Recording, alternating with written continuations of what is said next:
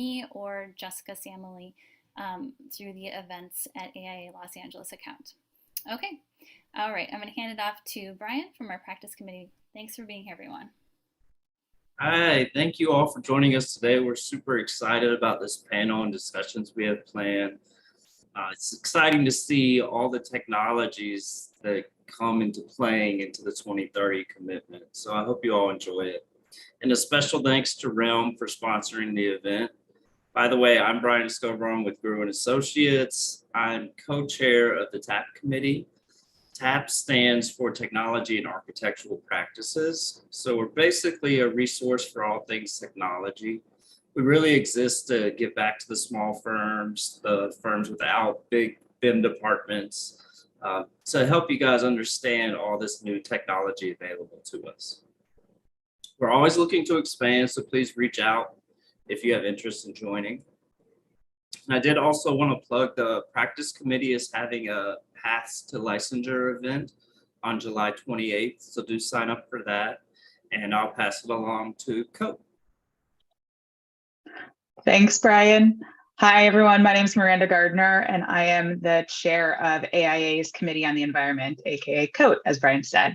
Along with our vice chair, Megumi Hironaka, we want to welcome you to our event tonight, a collaboration or labor of love, depending on who you talk to, between our committee and the practice committee. For those unfamiliar with COAT, our directive is to lead and coordinate the profession's involvement with the environment and energy-related issues, and to promote the architect as a leader in preserving and protecting the planet and its living systems. We're dedicated to preserving the Earth's capacity to sustain a shared high quality of life and reflect on the architecture's profession commitment to providing healthy and safe environments for the people that we work for. We all have positive impacts on the climate change through our work, specifically those of us in the built environment, which is what tonight's session is about: energy efficiency, landscape design, material selection, and a host of other strategies. That said, please check out more of our education programs, including our annual symposium, 1.5 degrees Celsius, on AIA Los Angeles's YouTube channel. And as with the practice committee, feel free to reach out if you are excited and engaged by tonight's event and want to continue the conversation with us or be on our committees. Now over to Ben Renier, our design technology leader at Gensler and this afternoon's moderator. Ben. Hi, yeah. So I'm Ben Renier. I am going to moderate this panel. I am the TAP committee chair down in San Diego. So I'm Brian's equivalent down in the South, and I am also a practicing architect at Gensler San Diego, and one of the design technology leads at that firm. So I'm going to talk a little bit about the topic at hand. I'm going to introduce our panelists, and then we're going to hand it off to some short presentations by them to kind of give their position, their corner of the world. You know, I'm sure this group is aware there's been an increasing amount of talk about and action about decarbonization in the world. You know, just to start it off in 2022, in February, we saw the United Nations Panel on Climate Change release its report that had a lot of really, you know, strong targets on decarbonization to mitigate climate impact. We've had just today, ASHRAE released a position document on decarbonization that has additional targets, and the AIA, the LAAIA, is putting together a embodied carbon motion for the city of Los Angeles that will also have a lot of impact. On top of all of those kind of agency things, we're seeing a lot of clients talking about it, a lot of corporate goals, a lot of institutional goals. And so this is all building up to needing to widen our toolkit to be able to deliver designs that attack both the embodied carbon as well as operational carbon. And so we've just assembled a panel that can talk about it from a wide variety of perspectives and give people some really actionable information on how to bring decarbonization into their projects. So just to introduce the panel really quickly, couple sentences for each person, and maybe they can expand when they start their presentations. Dan Stein is here. He's the Director of Design Technology at Lake Flato. He's also a co-author of the forthcoming AIA Climate Action Business Playbook, and he's on the National AIA COAT Committee on Climate Action and Climate Justice. Also here we have Tesla Collier, who's one of my co-workers actually. She works at Gensler Los Angeles, where she is She is a design technology lead and also is one of our leading practitioners on embodied carbon in projects. Pamela Conrad is here. She is a principal at CMG Landscape Architecture. She's also the founder of Climate Positive Design. And she's also developed a tool you might be familiar with, the Landscape Carbon Calculator, the Pathfinder app, and she also started the Climate Positive Design Challenge. Rochelle Hobchi is also on the panel from Glotman Simpson Structural Engineers. She's a licensed civil engineer, and she, you might know one of her projects, 843 North Spring Street, which is one of the first mass timber buildings in Los Angeles and is a very sustainably focused project. She's also worked with sustainable concrete. She'll be speaking from the structural point of view. Finally, we have Martin Howell, who's an associate principal at Arup, and he's got a wide range and a long breadth of experience on consulting on projects around the globe and focusing on sustainable issues, including he can speak a lot about microgrids, and he also helped develop and implement the energy assurance program for the County of Santa Barbara. So with no further ado, I want to make sure that we are focused on getting this thing moving forward, because we've got a lot to cover. We're going to see presentations from each of these panelists that are 6 to 8 minutes long, hopefully right around 5:45 or certainly before 6. We're going to jump into our panel discussion, and I'll cover the rules of the road on Q&A when we get there. So I will start it off by kicking it over to Dan for his presentation. Awesome. Thanks, Ben, and thanks AIA LA Coat and TAP for having me on to talk about what we're doing at Lake Flato. Just to add to what Ben said, I also teach graduate architecture students at NDSU, and I've written 15 textbooks. So Lake Flato is based in Texas, and we're 150 people, and Architect Magazine ranked us the #1 firm in 2019. We have an industry-leading 14 AIA Coat Top 10 awards. One we earned this year for Knox College in Illinois.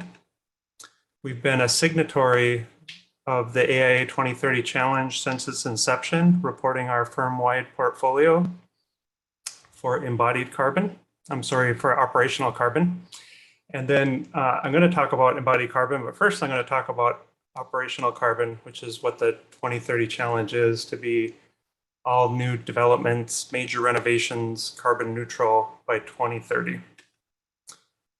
Before I start talking about tools, I just want to share a little bit about our operational structure and workflows. So we have a fairly deliberate workflow for operational energy, starting with before we even do any design, working with the client, coming up with strategies and setting goals, and then tracking them throughout the project. And then this follows all the way through, when possible, to post-occupancy evaluation. On the embodied carbon side, we try to take a deliberate approach of starting with a baseline and then looking at various strategies to reduce the embodied carbon footprint, looking at also at sequestration and then carbon offsets. Similarly, we have a workflow developed where, again, at that same integrated design workshop that we call it at the beginning of a project, we set goals, and then we'll either do design options. Well, we typically do both design options and whole building analysis. And this graph is true for both operational and embodied carbon. Are opportunities to have meaningful impacts happen early in the project.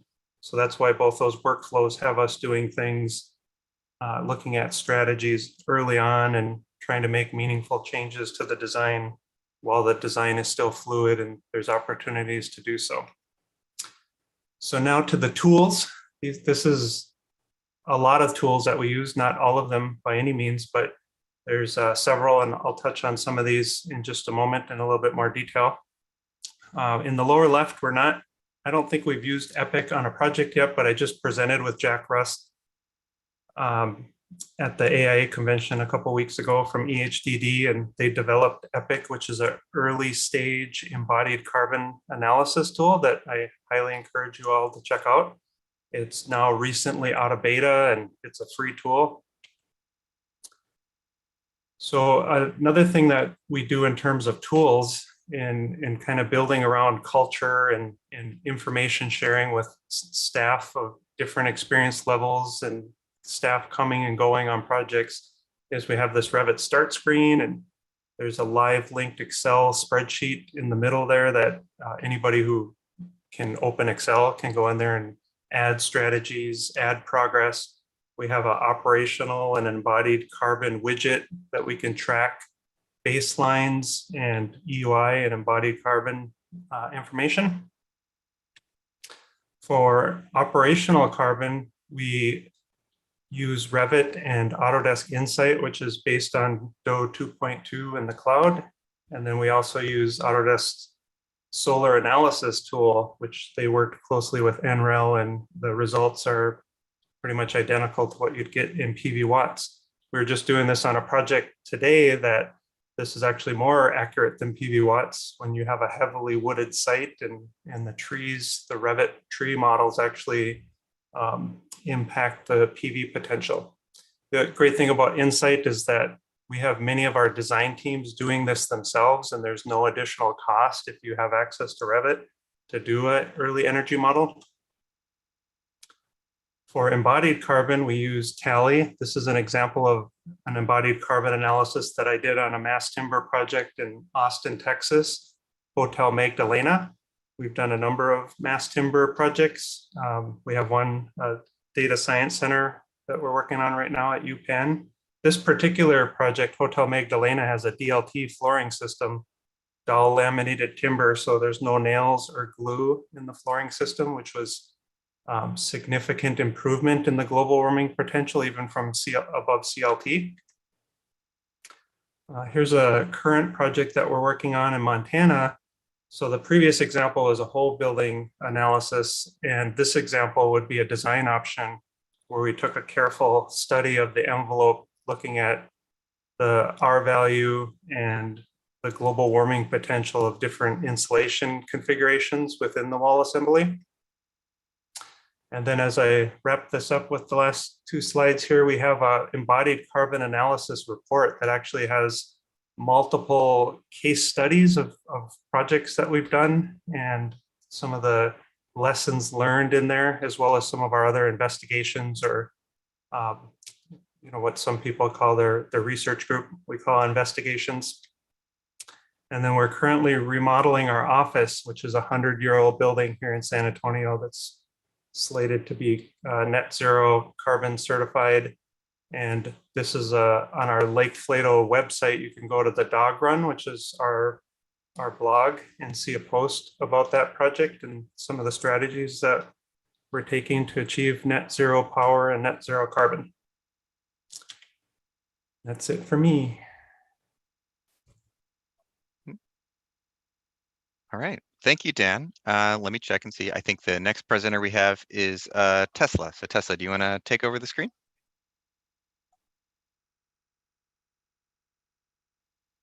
Can you hear me? Yes, we can. Okay, perfect. So,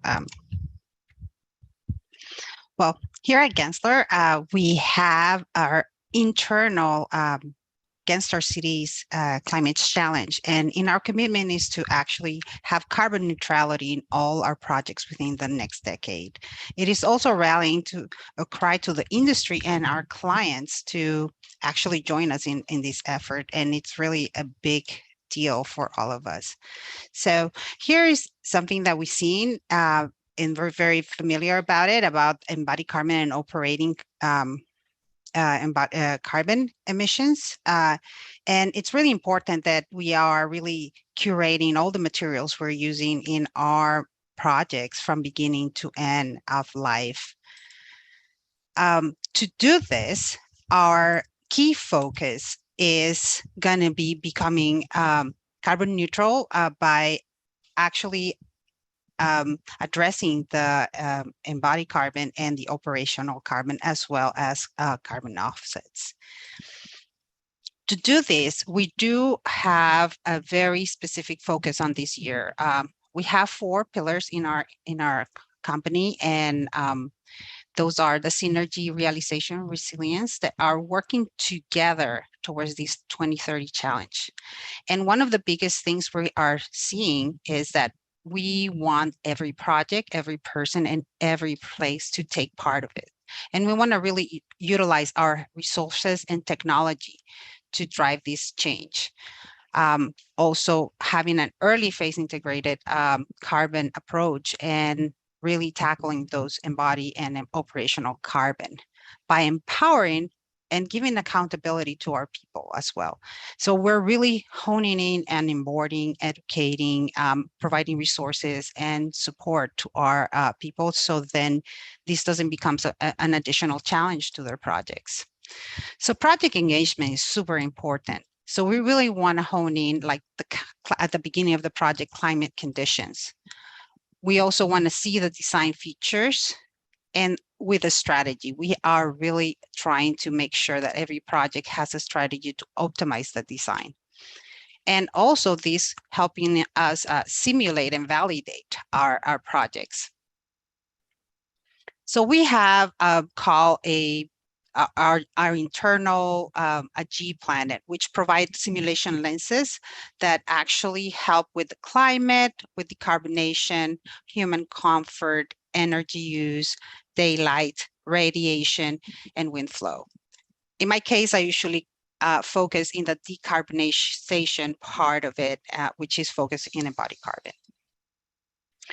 So in our toolbox, one of the most important things is to have an array of tools that can help large firms like ours. So for embodied carbon, we have a hand set of tools, and we have it for both platforms, for Revit and Rhino, and also for operational carbon, we have a handful of tools that actually can help our users do different simulations to other analysis that it will address the operational carbon. One of the other things that we're doing is that we have grant and research programs. We call it GRIA. And in these ones, we have people that are really interested, and they have come out with the top 10 carbon incentives for both core and shell and interiors, because we do both. We do full services in our projects. And this year, we have more than 10 submissions for this grant research program that are for sustainability only. We're also like looking at these top 10 items that are biggest in contributors, and we had kind of parse them and analyze whose responsibility is on lowering the carbon emissions on. So we're providing our teams with empowerment and accountability. So we have a handful of people that are really vested into this sustainability, but we want to grow it. We want to actually bring them together and actually through project training have a holistic approach of the design delivery process using our tools. We need to provide the tools appropriate for them. And this is what we're doing. We have provided an array of tools. We have centralizing the resources is super important. We created some SharePoints, and in which we educate the resources portion, and the G Planet also give us the simulation tools. Also in our group, in the design technology group, our fabulous team has put together a road mapping and actually make it very accessible for the users to actually pinpoint what tools are the best for the programs that they are using or the simulations that they need to do, and be able to be more proactive when what they're doing. And we are also providing them with a time and budget like work plans. So then when it goes to the projects, it's really important that the effort gets involved in the project so it can get done. Here's some of our projects that have done some embodied carbon analysis. And one of the biggest strategies that we can do is building less. In the West LA, West Los Angeles, we have a project that it's a building reposition, existing building, and actually it was remodeled and it changed from a mall to an office building. In this building, we did a carbon assessment, and it was in construction, and we were able to lower the carbon emissions by 33%. But we also did an optimized study to see if we had started on the project even earlier, how much we could have reduced. On the bottom project, we have a project in Denver. This project was basically a facelift, and this project actually the study was done at the end to see what was the benefit of doing an adaptive reuse in terms of carbon. Super interesting projects. Here's another project in which it's in the city of Long Beach. This one we partner with the San Diego office, and actually we were able, and it was an interiors project. Well, it was a full service, but the goal for this study was for the interiors portion, in which it was an embodied carbon calculation, and it was basically we partner with cost estimator, with manufacturers, and we were able to actually take 4 points in the USA to understand the cost of having a more sustainable solution. And we came out to a very big surprises that it was not a big cost effective. So it was really interesting what we found, that some of the things that we demystify, that it's more expensive to be sustainable. And with that, I'm going to pass it to Pamela. Great, thanks so much, Tesla.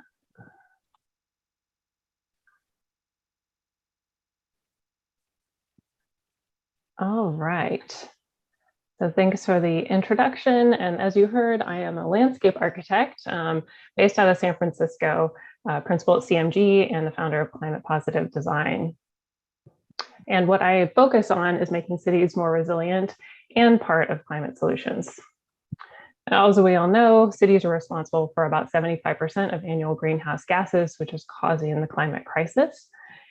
And although buildings make up about 40% of that, around the other half is coming from outside the building, whether that's operational emissions, embodied carbon emissions. And what's unique about outside is that we can actively sequester carbon through the landscapes.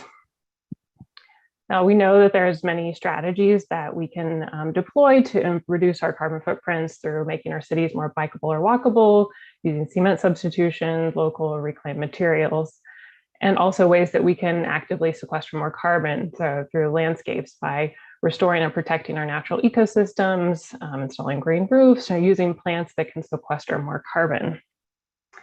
But what wasn't evident to me about 5 years ago was what was the actual carbon impact of my projects. And what I was really shocked to find is that where we thought they were very sustainable, the small half-acre plaza would actually take about 200 years to offset itself.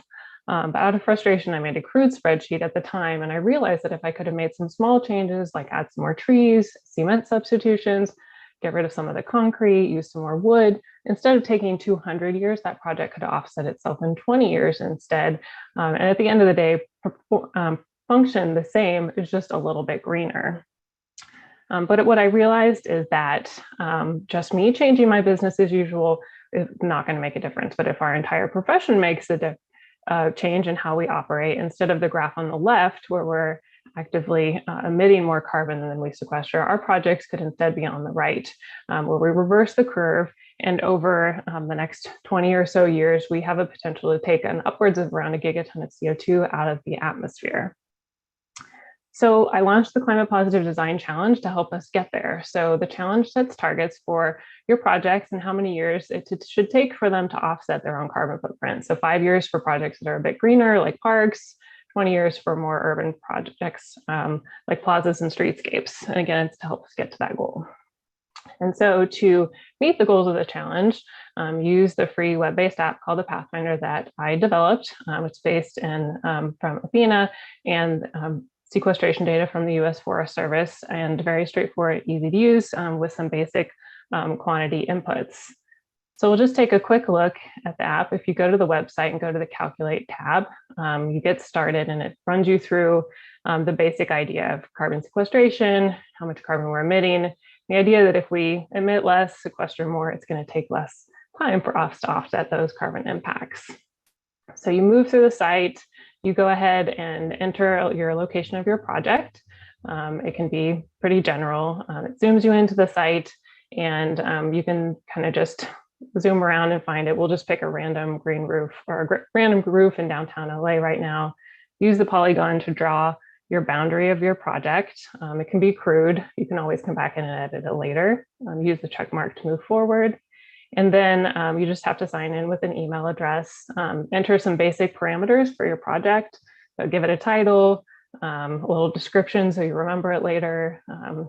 You can also define your project type, the estimated completion date, types of units you want to use, phase, other rating systems, and if it's not expected to be built, check the X box. So then once you get in, you can determine if it's a design alternative or existing condition and hit create. From there, you can enter your materials through the drop down or through searching, and you can start to enter basic materials like paving, pavers, wood decks, things like that. So once you hit select a material, we'll just hit like pedestrian concrete, it pops on the right, you enter in your units for your area. Basic parameters, and the red number gives you the amount of CO2 that's emitted. You can also add in custom elements if you have the EPD. So you can just continue to populate your project elements, walls, concrete, big heavy hitters for places outside of the building. So again, you can have really rough calculations that you enter in, and you start to see the red numbers again as the embodied carbon of those materials. You can just, pick, it has the basic elements, even gets down to things like gravel, mulch, and it continues to add your emissions at the top. The second tab is the plants. And so you can select pretty broad range of plants, select the growth zone, populate the quantity, and you'll see the green number that shows up as the amount that those trees are going to sequester in the 50-year lifespan. And it gives you a year's to positive score at the lower right-hand corner. You can also enter in things like shrubs or lawn. Again, those continue to populate and impact your overall years to positive or your years to neutral score. Also enter in things like soil volumes that might be imported to the roof. So at the end, you've got design suggestions at the bottom that are specific to your project for alternatives to consider, and just some general suggestions. You can also get a scorecard and some high-level stats for your project that break down, where are the biggest emitters from that information that we just entered. And then from here, you can edit this information at any point in time. You've got a homepage for your project. And if you want to just set up an account just for your team, you can come back in and edit it at any point in time later. So that's the tool. And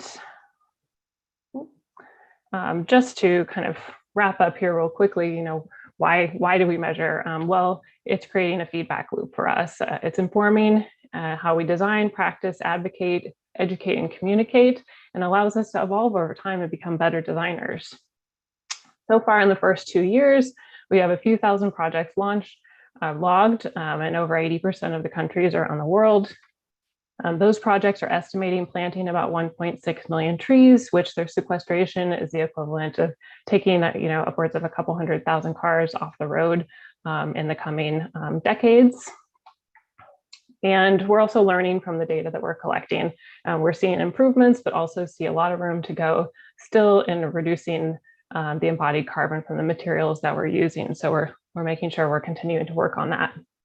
and incorporate that information into things like LEED and sites, carbon credits, advocacy guides, climate action plans, and all the way up to the highest level of decision-making at the UN Climate Change Conference. And at the end of the day, really, it's not just about counting carbon. These strategies also have many other co-benefits that are going to help us become more resilient to climate change. And so that's our ultimate goal, is to help protect these communities that are going to be most impacted by the coming effects of climate change. Thank you very much. Thank you, Pamela. I think next on the list we have Rochelle. Rochelle, you ready to start? Yep. Thank you. That was a really cool tool. All right. So can everybody see my screen? Yep. Okay, great. Okay, so this is my presentation on decarbonization and technology from a structural engineer's perspective. Overview of what we'll be going through today is just applicable policy and what the SE 2050 commitment is, and how that plays into how that'll push us into integrating our technology in our sustainable design practices more. And then in my perfect world, what a sustainable design timeline would look like. But first, this is a beautiful view of the downtown Los Angeles skyline on a really good day. And this is what it looks like on a really bad day. And I think this puts into perspective what we're all doing here, what we're all pushing for, which is cleaner air, less carbon emissions, and enjoying nice views, and enjoying the future as well. So very quickly, what applicable, a lot of things have been happening in the last couple of months in terms of policy, which is really exciting. Vancouver just passed an update to their building code, which would mandate for most buildings starting in just 1 year, July 2023, to run a whole building life cycle analysis when you submit your building to the city, and then starting January 2025, or sorry, I think July 2023 is when you'd have to submit a whole building life cycle assessment. And then starting January 2025, you'd have to show a 10 to 20% reduction based off of their baseline. California is on track. AB 2446 successfully passed multiple policy committees, and it will be going to the floor soon. It would require the state to develop a framework for measuring and then reducing embodied carbon in the materials that we specify. And then I think this was mentioned earlier, AILA has really been integral in pushing for the reduction of embodied carbon for this mid-cycle, for the Calgary mid-cycle update. And I just wanted to note, if anybody doesn't know, that City of Los Angeles is a C40 committed city. C40 is a commitment, and it's a coalition of cities around the world that have said that they're going to reduce their greenhouse gas emissions by 50% by the year 2030. And also we have our own local Green New Deal. So I think it really just puts into perspective that we really have to be pushing for this. SE 2050 is basically Architecture 2030, but we gave ourselves a decade or two. And the program is focused on providing a more accessible and transparent sustainability program for the structural engineering firms that sign up. Just a more accountable commitment. You have to submit an embodied carbon action plan every year, detailing, and that's publicly available, detailing how you intend to reduce your embodied carbon emissions in your practice. And in terms of technology and sustainability, I think the core for structural engineers is really understanding how to do a proper life cycle assessment, so that we can first look at where the majority of our carbon emissions are coming from and how we can reduce that. A life cycle assessment, really quickly, is just material quantities of the different materials that you specify. You can do that through a bunch of things, through a Revit takeoff, through a schedule takeoff, through just simple Excel spreadsheets. You multiply that by the kilograms of CO2 equivalent per your material, per that volume, and then you get your total embodied carbon estimate. And there's multiple stages that you can calculate that this number comes into play. It's for the embodied carbon, it's the product stage, construction stage, in use stage, end of life stage. And then hopefully module D, which measures the reuse and recyclability of your building. For Lca softwares, there's multiple Lca softwares that do different things and can be used. It's really helpful to use them together, depending on what you're looking for. Ecom stands for Embodied Carbon, order of magnitude. It's a really quick and easy way at the beginning of your project to calculate your global warming potential in kilograms of CO2 equivalent. You just give it rough material quantities of concrete, rebar, steel, whatever you want for your schematic design building, and then it will, based off of average industry-wide EPDs, it will give you your global warming potential. And it's just a web-based product. Tally is more sophisticated, I would say. It's a whole building life cycle analysis assessment software. It can do cradle to grave and cradle to cradle, which really just means all of those modules that we saw in the previous slide. It functions within Revit as a plugin, so it's really easy to use, I would say. And it is easily integrated into the EC3 tool, which I'll talk about in a second. And that's really helpful. That I find that very helpful. The only downside to it is it uses industry-wide EPDs. We use Tally, and hopefully in the next year or so, we can use specific EPDs in the software. So EC3 is also another tool that we use. It's a cradle to gate embodied carbon tool. And what that means is it's just quantifying your embodied carbon through the product stages, A1 through A3, which is raw material extraction, the transportation to the manufacturing facility, and then the manufacturing of the product itself. It's free, and it's really meant to supplement and improve your whole building LCA once you have specific EPDs. And this is just what the website looks like, and it gives you a range for your search. So let's say you search in rebar, it'll give you a box plot, and it'll also tell you where you are in terms of in that range that it has. One-click LCA is very similar to Tally. The one really great thing about one-click LCA, though, is that you can use generic and product-specific EPDs, so it provides a higher accuracy and transparency. This is what people like to call the BOM. It stands for Buildings and Habitat Object Model. It's fully customizable. It's an open source, and it's coded in Grasshopper. It's very useful for various modeling softwares, and it's an LCA toolkit that essentially functions through Revit or Rhino. It links libraries of data, and it has different databases that it can link to, and then it can calculate your GWP based off of that. And then these are honorable mentions. As I mentioned before, I know I'm almost done. There's just a bunch of different LCAs.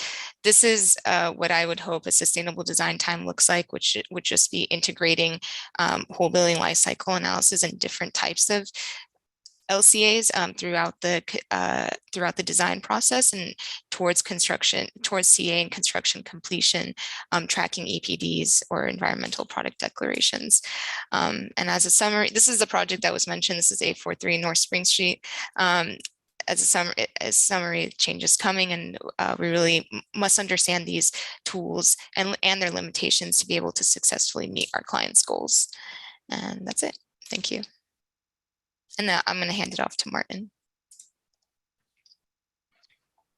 Thank you very much. So let me just share my screen. I was just jotting down the name of all those tools. That was good information. So I'm an energy consultant with Arup, based in Los Angeles. I've been working extensively in the decarbonization space for a number of years. From the perspective of energy efficiency, renewable energy, and also energy storage and microgrids. And so I wanted to give you a quick overview of Arup's approach to digital.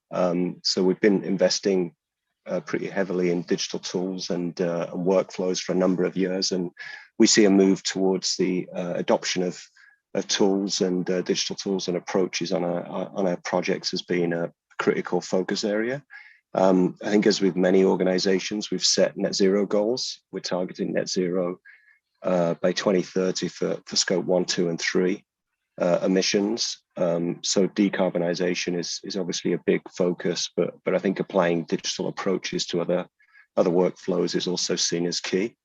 So some of these tools are kind of driven by projects, and we may develop a digital approach to solve a client's challenge, and then develop that further through internal investment, or on the back of the next project when we think it's got broader applicability.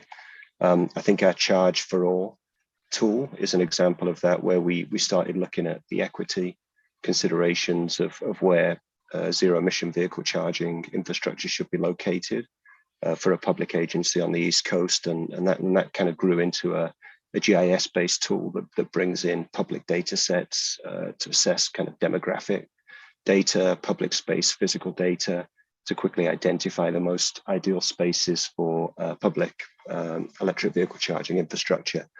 We've had a big focus on our own internal processes. One of the things we started to do early on was really to process map the way we deliver our projects, including those focused on decarbonization, and start to really identify areas where we were iterating, or that we felt were of lower value or less engaging for our staff. So, and then really prioritizing those for digital approaches.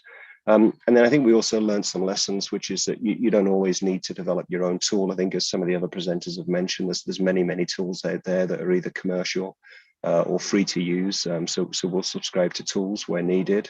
And I'll talk about one of those shortly on one of the next slides. And so I think we see lots of opportunities around digital tools, and continue to look for opportunities to deploy them on projects, or develop workflows or tools to improve our delivery of projects and increase the accuracy of our workflows. So I'll now share a couple of quick tools that we are using at the moment. So the first is a software called Zendy. So this is a commercially available software that we subscribe to, and allows us to quickly assess the economic and resilience benefits of distributed energy resources, and allows us to optimize the size of these. We've seen more and more on projects that there's a need to try and kind of quantify the value of decarbonization approaches, such as solar, decarbonization enablers such as energy storage, in terms of the value they can bring to a project and to clients. And it's complicated. That there's ever-changing incentives, ever-changing utility tariffs that vary by location depending on where your project is. So, we have developed our own digital tools in the past to assess these types of solutions, but we found that they would always need significant updates every time we come to use a tool, just to the ever-changing kind of landscape. So because of this, we opted to subscribe to Zendy, and it really allows us to model the things like solar energy storage.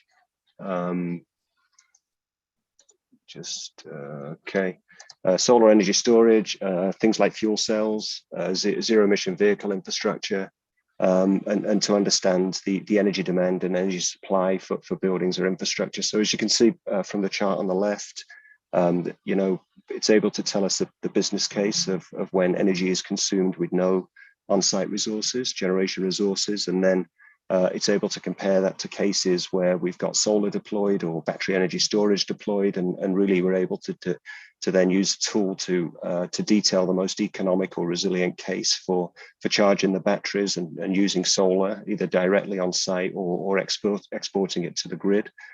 So the image on the right is from a project that's looking to charge large electrical vehicles that will create a significant electrical demand for this particular client due to the electrification of transportation. So, due to these additional demands on the facility, the additional electrical costs can be significant, but that can also be significantly reduced through the inclusion of solar and energy storage, and Zendy helps us to optimize the size of these resources and work out the value streams.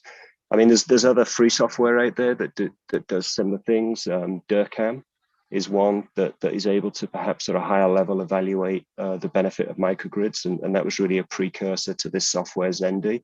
That's available from Lawrence Berkeley National Labs.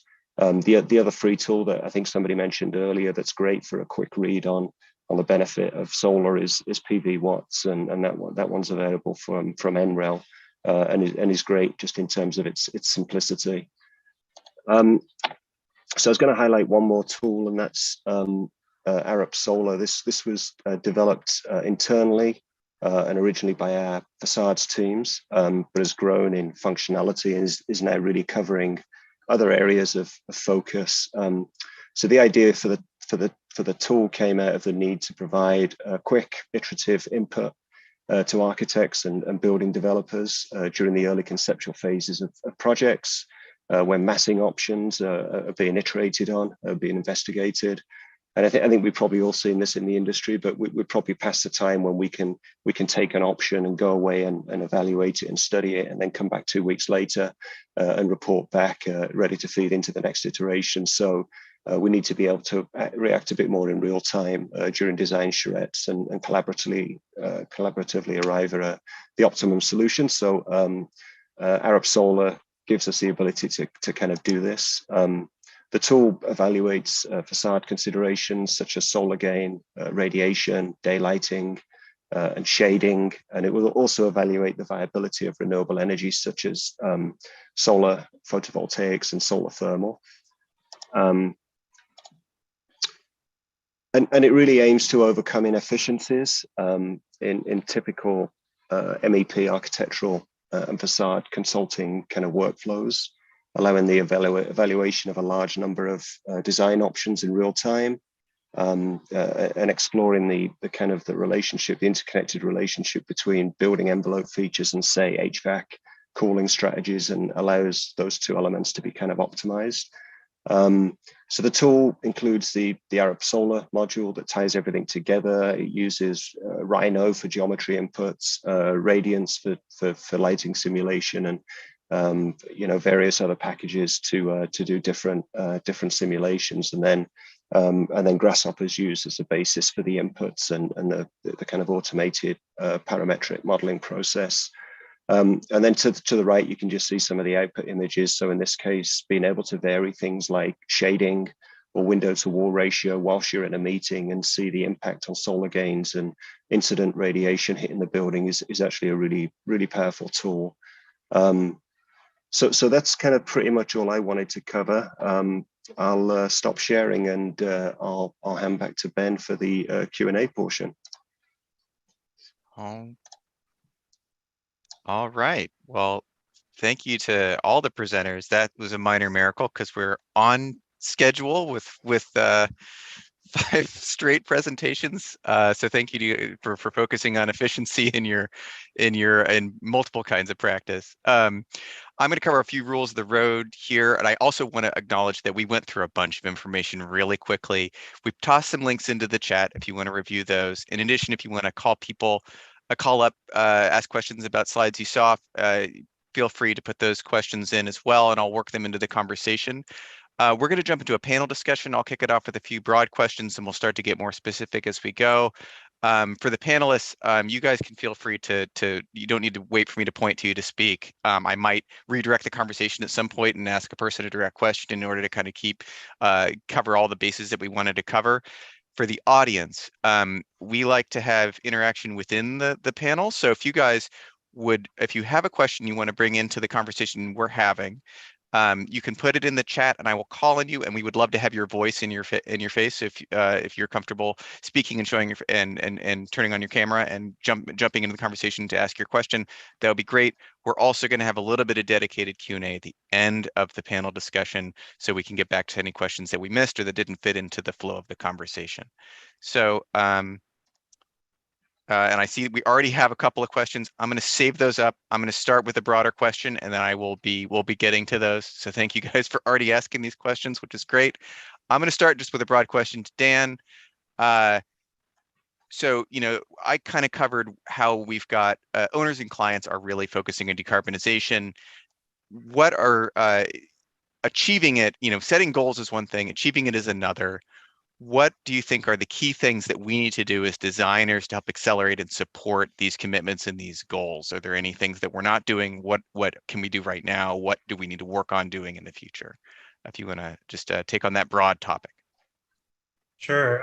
Rochelle mentioned some of the municipalities that are helping take the lead, but there's a lot that architects can do, and that was a great theme of the AIA convention 3 weeks ago now in Chicago. But I think some of the strategies are to work with your client. The AIA Code of Ethics, has us as architects obligated to inform our clients on sustainable design concepts and possibilities. So identifying goals, documenting them, tracking them, ideally doing post-occupancy evaluation to make sure they work correctly. We found so many things wrong with our projects in POE. Half the PV panels inverters were broken, and they'd have never known they were wrong. They weren't working if we weren't tracking that. Also, when first cost concerns come up, to always ensure that you're pairing that with long-term costs and making sure you're looking at the whole picture, both with your design team and with the clients and the stakeholders. I guess one more thing to add to that is some of these, what we like to do at the beginning of a project is called an integrated design workshop. And sometimes the clients, one of the reasons they hire us is, we're the experts. So we need to bring up some of these options. And one of the tools we've been using a lot for this that just in of itself has been really great, and it was on my list of tools, is using Miro. This is something we started using a lot, of course, during COVID. But the great thing about that is it gives everybody a voice and an opportunity to share their thoughts in little exercises and post-it notes and voting icons and things like that. So those are a few thoughts that I have on that question. Great. I'm going to actually pass it over to Rochelle because it's a question here. And I want to ask, because we talked about early integration, and I think we don't focus on the consultants, the engineer point of view enough. And it also, Michael, if you want to ask your question directly, because there's a question here about reductions, and I'm interested to hear your response on how we address this early. So, Michael, do you want to ask your question directly?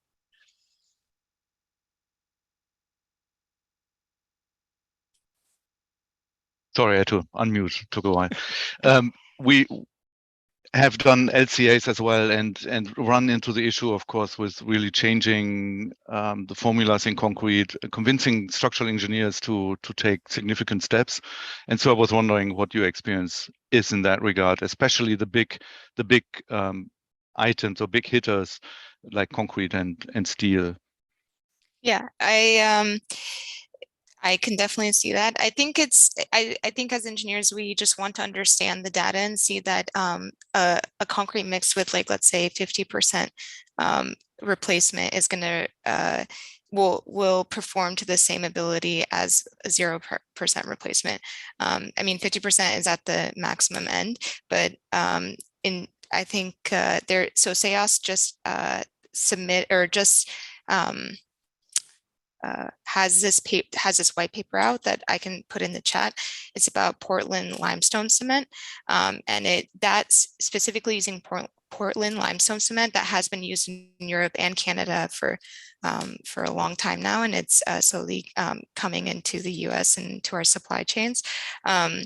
Using that, it uses more limestone, about 5 to 15% more limestone than ordinary Portland cement. And that alone, I think, has a 10% reduction in I think it was the carbon emissions from your concrete. So that alone is 10%. You can use other things like carbon cure. I think it's just, as structural engineers, you want to understand the implications of that. So you just have to be mindful and you just have to do your research. So if you have structural engineers that are hesitant to do that, I completely understand that. But at the same time, I think their hesitancy is not understanding exactly what they can do, and they just need to look up the research that is widely available, like using Portland limestone cement, or using performance-based concrete specs, like taking out the water cement ratio. You don't really need that. Or seeing if your client is okay with increasing the days, instead of a 28-day compressive strength, increasing it to like 56 days. For a raft foundation, you could probably easily get away with that. Certain parts of your building, it may be harder to convince. So yeah, hopefully that answers your question. I've actually got oh, go ahead. I was just going to say those are some really interesting strategies. Have you experienced or do you have experience with using alternative aggregates? So we use alternative aggregates for one of the projects that I was involved in, but in general, we do that a lot for a lot of our other projects, and we are currently looking at updating our specifications to be more performance based. But it just takes time to integrate that fully into the firm. So that's what we're currently doing. And so I actually have a follow-up to the follow-up. Which is you mentioned your consultant not necessarily being comfortable. I think Martin, Rochelle, and Pamela, I have kind of a question for all three of you, which is, I was about to ask a question, I was expecting an answer on early engagement with the designer. I'm realizing that actually we need to go all the way back to consultant contracts. And how do you start the conversation to when you're picking a consultant to figure out kind of their capabilities? What do you recommend in terms of language when you're talking about the engagement with the consultant to make sure that we can do these kind of early studies? Do you have any advice? Do you have any ways that you've seen things work or not work? Does anybody have any advice on that? I mean, I could just add, I think, when you're maybe looking for a landscape architect, just even asking the first question of, how will you be measuring your carbon footprint? And if you get a blank stare, it's probably not a good sign. I mean, they're really limited tools, kind of, basically non-existent except for one at this point. And, I think that you may run into that challenge a little bit, that it's not totally widespread at this point in time. But, so if you find somebody that knows how to measure the carbon footprint of exterior built environment, I think that's just a good start. And then you could start getting in a little bit deeper. And if they don't know, you can share Pathfinder with them. It's actually really easy to take on. And I think that they can learn a lot from working with other architects or engineers on, the other tools that you're using, or LCAs, things like that. So just my 2 cents. Maybe I'll just add that, I mean, we'd love to be engaged early. And I think that is the way that I think you can best achieve kind of things like decarbonization goals. I mean, we see too often that these kind of approaches get brought into a project too late. They don't make the initial cost estimate, and then these things get value engineered out. So I think it's down to kind of looking for a firm that's open to be collaborative early on. I think it's worth checking what their own aspirations are around sustainability as well. If they set themselves any goals and any targets, do they want to see sustainable outcomes on projects? And then just looking into perhaps proofs as well. If they've done this before. I think as Pamela mentioned, if they've done these types of evaluations before, and are there proofs there? Yeah, I just want to add one thing. I completely agree with what was said. I think one of the reasons why I've focused on policy and these commitments that we've all been a part of is because I think that is really going to push us towards forcing even structural engineering firms, or just any AEC firm in general that has been doing this stuff, or firms that have been hesitant to do this stuff. Now they're mandated to do this, and I think that's going to be really the driver forward, is being mandated to do this, not just from an AEC perspective of knowledge base, but also from a client's perspective. Like, yeah, I think, yeah, having the client, yeah, that's basically what I'd like to say. Great. Yeah, no, I really like the idea of asking consultants what their goals are, because having a client, a consultant that has their own goals makes the whole team more actionable. I think that's a really interesting idea. Tesla, you haven't gotten a question yet. I want to ask you a difficult one, which is, we've talked a lot about what we can do. I want to know what you think, what challenges there are that exist to realizing our goals in the projects, like how can we overcome some of those? What kind of challenges have you seen? I kind of want to mix in a question too. Ismar has a question about cost being incorporated into carbon decisions. I'm going to bring him in after your first response and see if the panel has any advice on incorporating cost. But let's start with whatever you want to say, and then I'm going to bring him in. Okay, well, Ben, thank you very much. I think this is a great question because we all present a lot of challenges. We have been polling internally a lot of people, and yes, budget, cost, timeline, and distributing the work, and just not knowing where to start. It's one of the biggest challenges I think everybody's facing. Everybody wants to do the right thing, but they don't know where to start. So first, we need to start by educating ourselves. I'm going to kind of tell a little bit of a journey that is my personal journey. 2 years ago, I was probably didn't know much about sustainability. And it's been a very fast-paced learning curve I have had in the last 2 years just to get my feet wet and what can I do? We all can do something.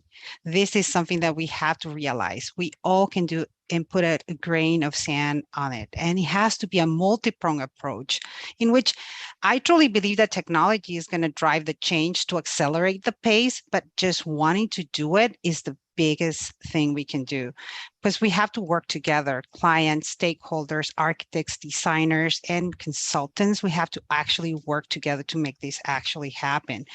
And also taking care, like Dan said earlier, it is a moral responsibility. It is on the AIA Code of Ethics. We as architects have the responsibility, not just to our clients, but to the public, to actually do the right thing and educate our clients to do it. So it's a complex thing to do, but if we do the right thing, we're actually moving forward towards that decarbonization that we all want.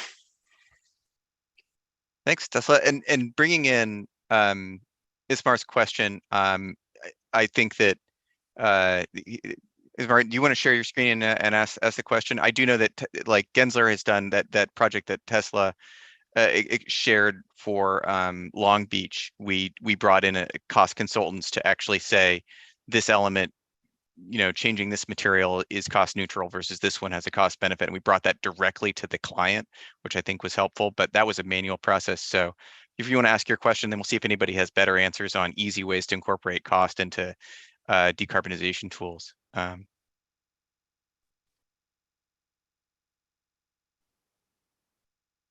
Or if you're not comfortable, I can just read it out loud, which is that there's a lot of tools to track carbon. Do you guys know of any tool or method that easily ties in cost where cost becomes part of the calculation? Sorry, yeah, I had my headset muted, but oh, yeah, my daughter can buy. Yeah, she's 1 year, 1 year old.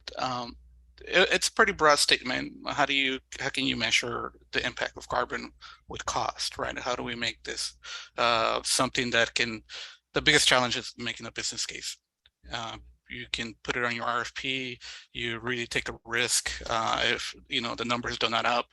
But how can we start to, like Tesla was saying, educate the client in ways that very generic example is like mass timber. You expose the timber, you don't add finishes, it's beautiful, it's gorgeous. But can we make it a little more general, right? It's a little bit volatile because there's some rebates, there's some, incentives, density and other sort of ways to offset some costs, but those sometimes are not really across the board. But how can we start to measure something that we can actually use as a common denominator in construction and in design? Maybe you have any advice on ways of breaking down those silos and getting cost into the conversation for decisions on projects? I can take an initial swing at that. Ben, I think it's a really interesting question, and I think it's something that we have to get better at. I mean, we do things like life cycle cost assessments, right? We'll look at, say, an energy efficiency project like external shading, right? How much does that save me from the perspective of energy, and what, run that through the tariff? What's the cost savings for that? But I think what we need is more kind of co-benefits to be able to be explored and shared with clients. And then I think that includes additional costs, which may not be direct costs to the project. It might be things like the cost of carbon, right? What's the social cost of carbon? It might be an impact on resiliency. What's the cost of losing operation for your building? I think we need to look past the conventional cost streams and into other areas to make this stuff stick to projects and get implemented on projects. Yeah, oh, go ahead, Dan. No, you go first.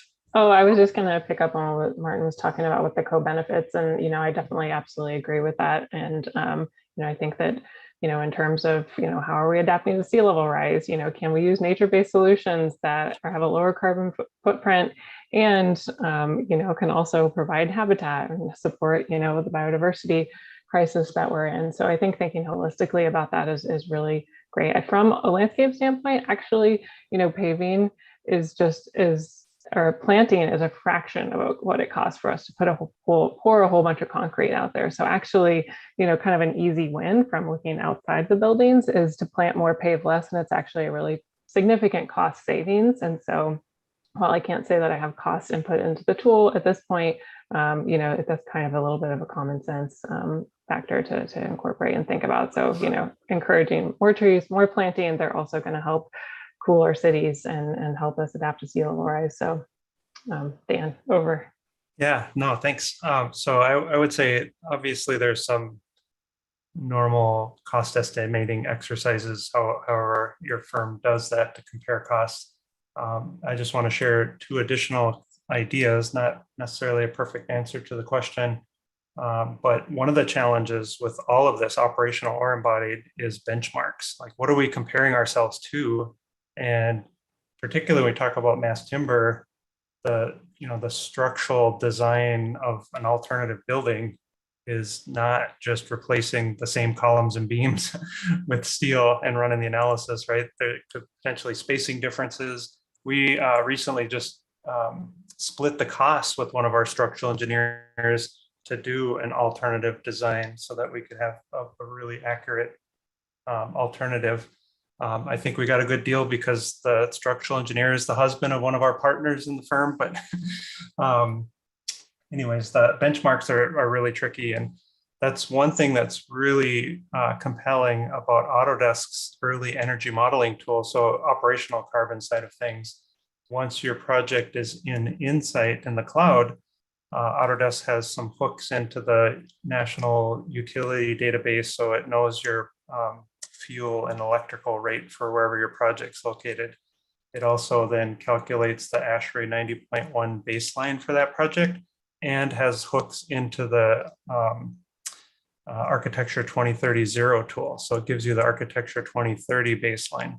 So having baselines is key, and then having some comparative numbers. Actually, I'll put another link. I've been putting lots of posts in the link. We worked with a mechanical engineer in Austin on a project that we're doing in San Antonio.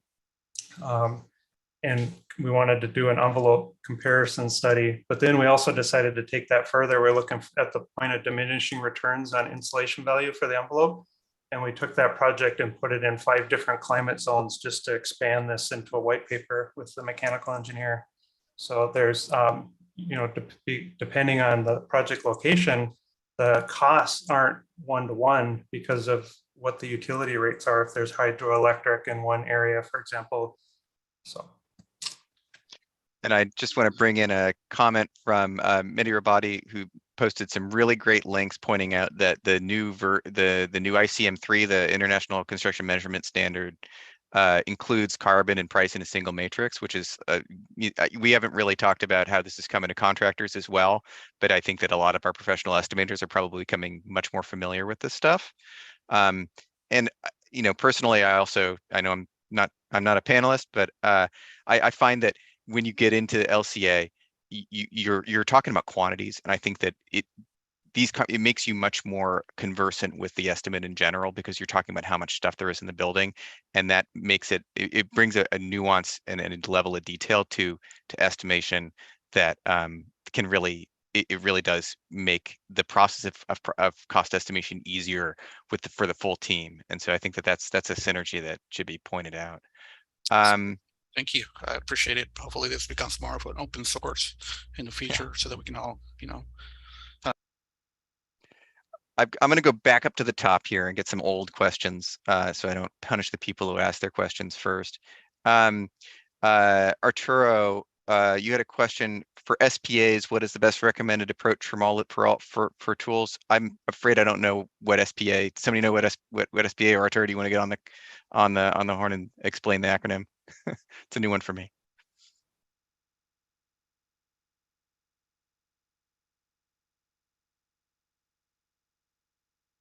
I don't know. It might be a mute or yeah. Oh. Hi, can you hear me? Yes. Okay, sole practitioner architect. Oh, sole practitioner architect. You got Gensler, you got like Flato, you know, 150. I got 150 personalities, but not 150 bodies or brains. So what are the best tools? That's great tap question, guys. So for those of you small firms, and I started at a small firm, so I feel I have your perspective as well in my background. What would you recommend for somebody who's not coming from the perspective of a 55 office company or something like that? Like where do you start for sole practitioners?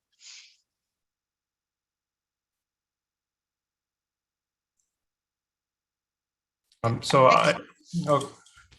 you can go ahead. Okay, I'll go really quick. I just wanted to share. Let's see. I've given presentations where I've started out, you know, basically asking how many people have Revit, and almost everybody raises their hand, and how many people have internet, and you know, everybody raises their hand. And one of the great things about Revit, if you have Revit, is that you can do this early energy modeling that is quite accurate, perimeter and core thermal zoning, and really accurate wall assemblies and internal loads that you can develop. So once you push it out to the cloud, then that project can be shared with other people, and it calculates a range of values for each input using DOE 2.2. So that, if you have Revit, it doesn't cost anything, and it's calculating this pretty massive range of values in the cloud on Amazon AWS servers. And but the thing is, you know, if you look at the AIA 2030 by the numbers, the annual report about the 2030 commitment reporting that's done by firms, it shows that firms their projects are performing better if they're doing modeling. Sort of a truism, right? It's like, it makes sense, but it also makes sense because you're starting to ask the questions, and staff at different levels, it's causing you to question your assumptions and validate the results by simulation, which is really important. So although I like the workflow of Revit and Insight because it's simple, doesn't cost anything extra, and all of our, well, a lot of our staff are doing it themselves now. I also recommend people use any tool out there, Cove tool, Climate Studio, something. Use something rather than nothing. And there's two calculators we talked about also, Epic and Pathfinder, which are free web-based, like kind of big tent kind of tools to get a good accounting for the breadth of the project at a thumbnail level. Does anybody have any other like really just quick study tools to get familiar with the topic on top of those two? I was just going to say Epic is the newest one. It is free. It is very high level. It can give you a strategy on how to approach your project. It's web-based. You just need your email. And actually, I had a session last week with our resilience leaders, and it's the perfect tool when you haven't drawn a line in your project. Basically, you can just draw a virtual little box of the project and do a study of the projection of the emissions of that project from embodied carbon and operational, and also how can you mitigate it from like landscape. So it's really interesting that how can you use a lot of like tools that are free. Pathfinder is free. Also Tally is it's a product that is being had a price tag, but this summer they have said that is merging with EC3 and it will become free. So that will be another tool available for you as a small practitioner, and they are fairly easy to use. I was going to add as well, I agree totally, and I think the national labs is actually a good place to look for tools as well, because you'll find the California Energy Commission, you'll find the DOE, will actually release grants and invest in some of those types of tools. And I saw a mention about I think solar resilient in the chat, which was a tool that Arup developed. I mean, that was actually developed on the back of a DOE grant. And we then chose to actually, release that to the public and put it on a website, and it enables you to put in very minimal information on a building, and it will basically size energy storage and solar for you and tell you the benefits of that. So it's a really simple web-based input and quite a powerful tool. So I want to just add two more. I put it in the chat. Sasaki just came out with a new planning app called Carbon Conscious, really early stage app, just to make planning decisions. And then also, if you're just looking to understand carbon sequestration, just trees primarily, you can use the U.S. Forest Service iTree tool as well, which is also free. Great. Pamela, I actually wanted to ask you another one of the questions that was asked early that was directly for you, and it applies to this, which is that for people that want to develop their own tools, if you feel like there's a gap in the current market, there's a lot of stuff coming out, but there's a lot to cover. They wanted to know if you had a background in app design. How did you go about developing the Pathfinder tool once you saw the gap in what needed to be done? Oh, yeah, that's a really good question. I have no tech background whatsoever. I don't even have a Twitter feed or handle or whatever. It's not my thing actually at all. So there was a pretty huge learning curve for me. I am from the Midwest and quite stubborn, so I think that's what I had going for me. It was kind of a hot mess, honestly. I had mostly friends helping me, mostly just kind of volunteering their time. Somebody knew a app developer, somebody knew a web developer. I paid them what I could. Sometimes I sent them cases of wine. And it was a really fun kind of experience, I guess, as maybe some people experience from startups. But I think as a designer, whether you're a landscape designer or architect designer, web or app designer, you understand kind of systems thinking and decision making. And so I think that for me, that helped me understand, like, from a designer perspective, what kind of tool do I need? And so that was how, the tool got developed. And so I do think there is a real benefit of having actual end users help with the design. I don't know that I would recommend it to anyone. It didn't exist, and so that's why I did it. And I've had, to backpedal on a number of things, but especially if you have tech background or interests, obviously, like others had said, technology is changing the world, and we do need these tools to make this difference. So hope that helped answer your question. Does anybody else have any advice on tool building, whether it's from scratch app development or kind of some of the scripting tools that people use? Does anybody have any advice on building your own stuff or ways of getting into that community? There's a great annual conference that Michael, I can't remember how to say his last name, Horan, he was listed on the Bureau Happold slide. and others like Kim attend this conference, Advancing Computational Building Design. That's a really great resource.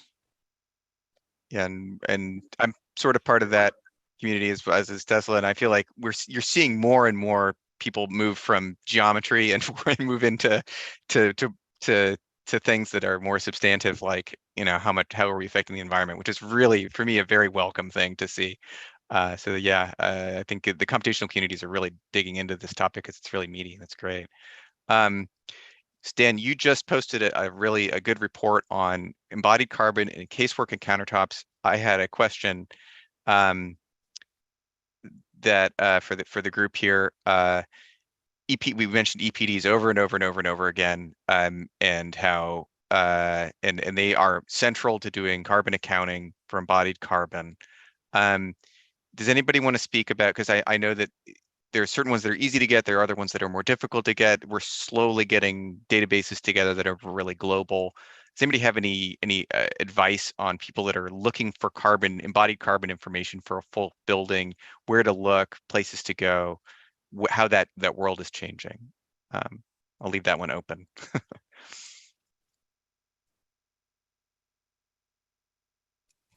Yeah, the Carbon Leadership Forum is definitely one great place to go. And there's still things that are really hard. I have a friend who does passive house consulting, and they're working on a project in Minnesota with straw bale walls. And I saw a great presentation by somebody from California at the AIA convention doing straw bale wall construction. And it's pretty hard to get good EPDs for that. And they're starting a project to work on that. Be based on harvesting, and you know, there's so much that goes into it, but where there's a will, there's a way. I think the EC3 tool is like is a really great place to get product specific EPDs. I think it's much better for concrete than it is for other materials, but I am confident that it's going to get better and better as, you know, as time goes on. Right now for concrete, it's pretty great. If you want to do your own kind of calculations, I think ISC, which is based in the UK, has a really great intro to calculating carbon. I'll send, or calculating embodied carbon. I'll put that in the chat. Great. I would agree with Rachel. EC3 is a great tool, and actually this summer they are expanding their interior materials portfolio. I've seen a little bit of a sneak peek out of it, and but it's not going to be long. We do have worldwide problem with EPDs. We have more materials than what it's actually EPDs available. In our firm, we have a couple initiatives that are working together to kind of bridge that gap. It is a manual process, and I call it like an act of love, right? Because basically where there's a will, you're going to just find a way how to do it. And we have developed some embodied carbon calculators through Excel, which is not that complicated. It can be used in a smaller firm, and you talk with your distributors, and they have the data. It's probably just not an official EPD, and it's just like Rochelle showed it in her slides. You know, it's just the quantity times the CO2, and that will give you your carbon emissions. So it's a simple math that it can be done. Is, you know, more tedious, but yes, of course, we all want to do it in an accelerated pace at this point of time. I know on interiors also, UL actually has a pretty big database of interiors EPDs. It's a little hard to search, but there exists, and you can then do the calcs manually if you have that information. All right, let's see. We're getting into the last 4 minutes here. I have a question that I can ask the team, but the panel. But does anybody have any final questions in the group, in the audience that they had? Yes, I'll give you a last opportunity to raise your hand or to toss something into the chat before I pull one out of the hat, so to speak. Going once, going twice. All right. Okay, and Megumi, I'll hand it over to you in 2 minutes. My last question is that as designers, we're integrators, and how do we what can we do to help break down silos? We talked a little bit about cost. We talked a little bit about communicating with owners. We talked a little bit about communicating with the public, but how do we act as that key integrator that connects the policy with the project, with the construction, with the operation?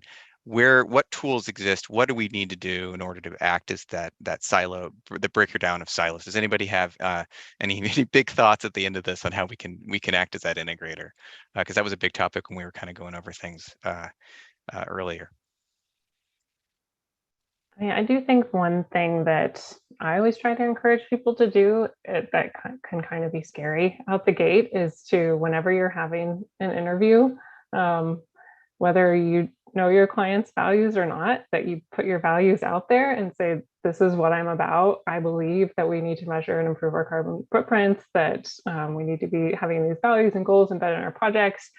And we want to bring that to your project. So I just think having that conversation in the interview, it makes such a difference that you kind of build champions, at the very, very beginning. So then as you're going through the project and along the way, and you come to those tough challenges like the cost issues or, whatever comes up, that you're doing it together. And I feel like that's a really great way to ensure that your goals are going to, happen all the way through your project. I think together is the key word there. There's just so many things that we can and should be doing together. And like I mentioned, our workshop that we have early on, we really try to get everybody, that mechanical, electrical, structural, landscape, interiors, the client, the users, the maintenance, potentially the community when possible, just getting everybody together to equally set values and goals, and then try and track those throughout the project is so important. I couldn't agree more. And from Pamela and Dan, we have to work in a synergistic approach. We have to work together, just like Dan said. And sometimes, our clients already have these goals embedded into their goals, but when they come with the project, they might be more excited about the project. But if us as architect, we bring it to the table as a conversation, it will be well received.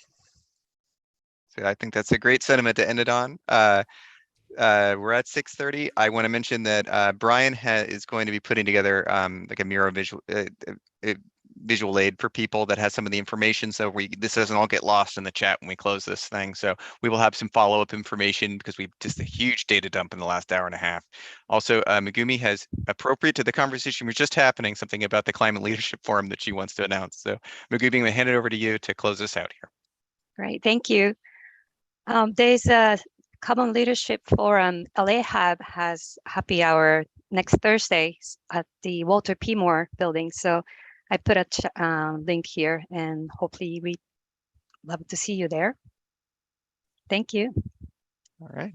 So please come to that event and be both will ally together and drive more change every single day. So thank you to everybody that was on this call. This was great conversation. Thank you to all of our panelists. Thank you to the audience. I really enjoyed this. This was a really fun one, and I hope to see you all again at future AIA events. So thank you. Feel free to unmute yourself and thank all the panelists. Thank you so much. Thanks to you too as well. Thank you. Thank you. Thank you, everyone. Thank you. Thank you very much. Really Thank good. you. Thank you. Have a good time. Thank you all.